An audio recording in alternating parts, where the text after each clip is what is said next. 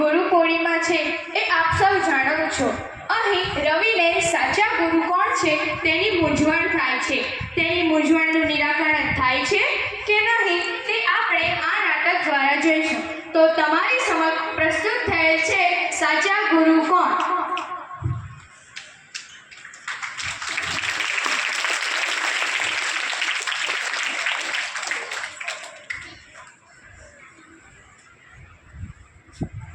રવિ બેટા, ચાલ ઉઠી જાજો, સુરત દાદા પણ આવી ગયા છે. થોડી વારમાં ઉઠું છું ને મમ્મી.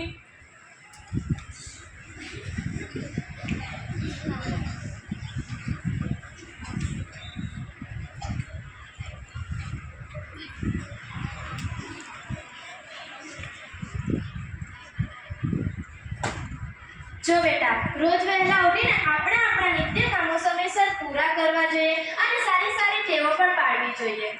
અહીં રવિના માતા પિતા રવિને બાળપણમાં શીખવા જેવી સુટેવો વિશે કેળવે છે.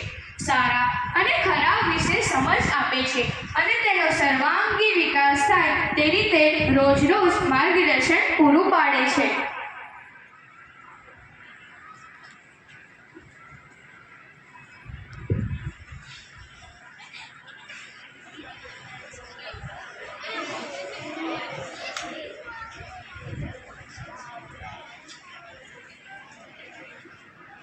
મમ્મી, હું સ્કૂલે જાઉં છું. આવજે બેટા. જય શ્રી કૃષ્ણ.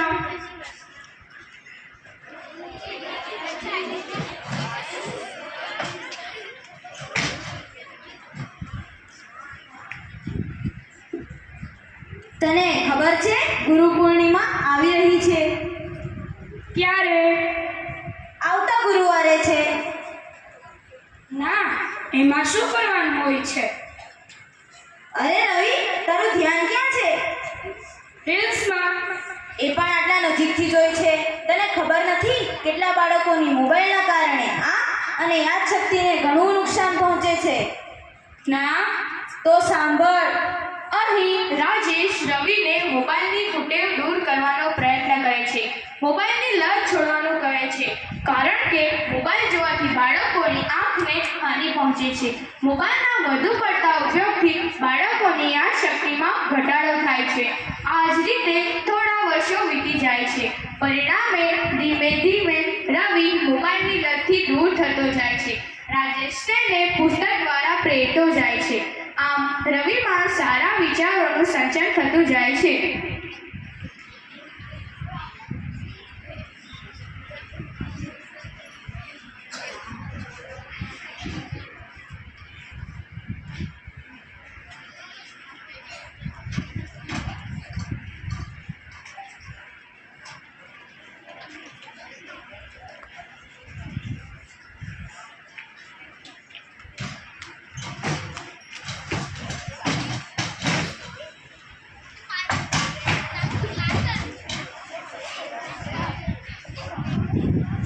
Right.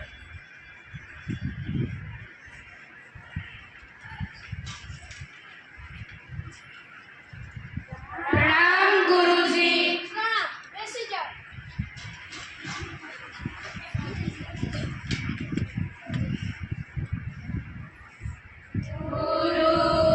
ગુરુર્બ્રહ્મા, ગુરુર્વિષ્ણુ,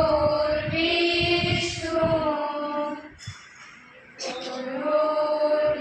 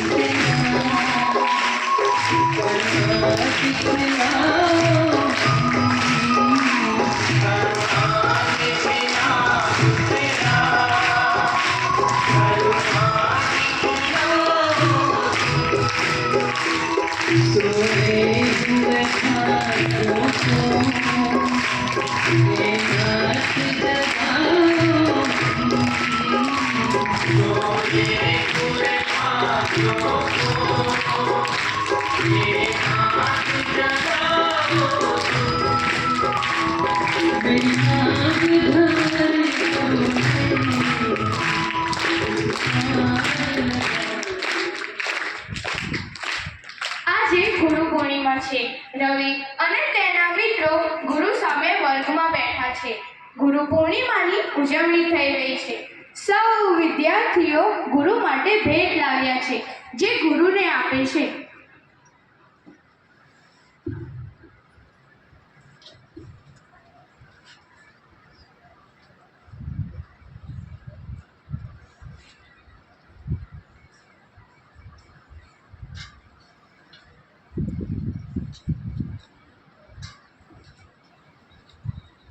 રવિ બેટા, તું કેમ ઉદાસ છે?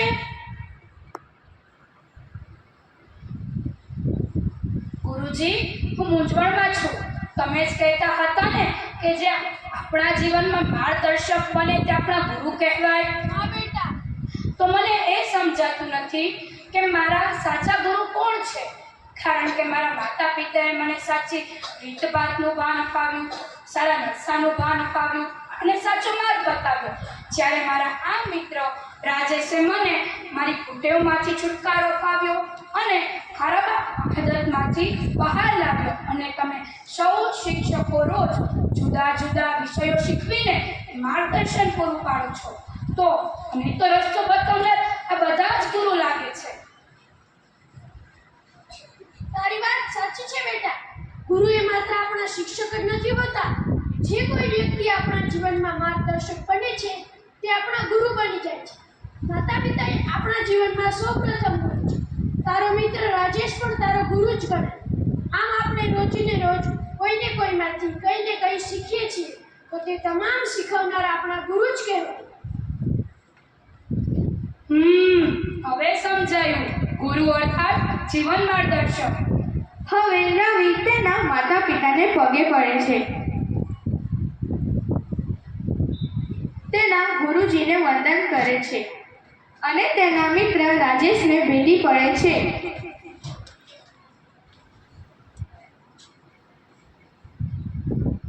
ગુરુ વિના જ્ઞાન નહીં, ગુરુ વિના જીવન નહીં. ગુરુ છે એ પ્રકાશનો દીપક, જે અજ્ઞાનતામાં પથ બતાવે છે. સદાય શીખતા રહો અને આગળ વધતા રહો.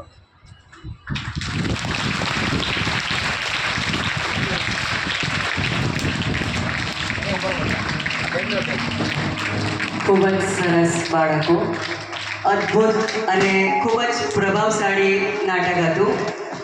ખરેખર બાળપણના દિવસોની યાદ અપાવી દીધી બાળકો.